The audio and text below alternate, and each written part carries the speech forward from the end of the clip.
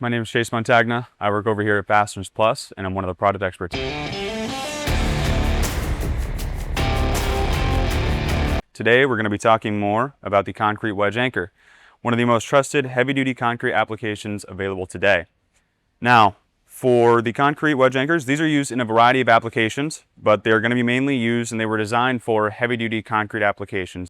You'll see these used in several different applications with sill plates, guardrails, and anchoring down heavy machinery to concrete slabs.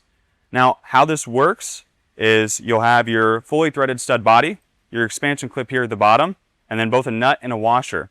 Now, once you tighten that nut down, what happens is the body pushes itself up, which is going to release this expansion clip into the concrete, which is going to give it that firm hold in the concrete.